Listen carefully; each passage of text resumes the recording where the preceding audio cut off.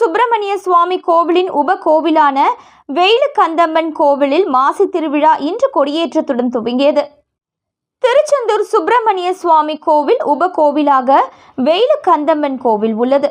இங்கு நடைபெறக்கூடிய சுப்பிரமணிய சுவாமி திருக்கோவில் மாசி திருவிழாவிற்கும் முன்னதாக உபகோவிலான வெயிலுக்கந்தம்மன் கோவிலில் மாசி திருவிழா இன்று கொடியேற்றத்துடன் தொடங்கியது. கொடியேற்றத்தை முன்னிட்டு கோவில் இன்று அதிகாலை நடை திறக்கப்பட்டு அம்மனுக்கு சிறப்பு அபிஷேகம் அலங்காரம் நடைபெற்றது.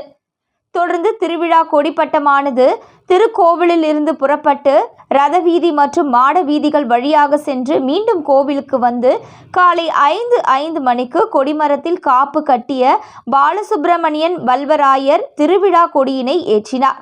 அதன் பின்னர் கொடிமரத்திற்கு சிறப்பு அபிஷேகம், மஞ்சள், பால், தயிர், இளநீர், திருமஞ்சன பொடி, 16 வகையான அபிஷேகங்கள் நடைபெற்றது. அதனைத் தொடர்ந்து கொடிமரத்திற்கு அலங்காரம் செய்யப்பட்டது. தொடர்ந்து மகா தீபாராதனை நடைபெற்றது. விழாவில் அம்மனுக்கு அரோகரா என்று பக்தர்கள் குரல் ஒலித்தது. திருவிழா நாட்களில் காலையிலும் மாலையிலும் அம்பாள் பல்வேறு வாகனத்தில் உள் மாட வீதி, வெளிரத வீதி சுற்றி வந்து அம்மன் கோவில் சென்றடையும். இந்நிகழ்ச்சியில் திருக்கோவில் உதவி ஆணையாளர் நாகவேல் உள்ளிட்ட திருக்கோவில் பணியாளர்கள் மற்றும் பக்தர்கள் கலந்து கொண்டனர். 10 நாட்கள் நடைபெறும் திருவிழாவில் நிறைவு நாளான வருகின்ற மார்ச் 1ஆம் தேதி காலை 6 மணிக்கு தேரோட்டம் நடைபெறுகிறது. விழா ஏற்பாடுகளை திருக்கோவில் தக்கார் அருள்முருகன், இணை ஆணையர் ஞானசேகரன் மற்றும் திருக்கோவில் பணியாளர்கள் செய்துள்ளனர்.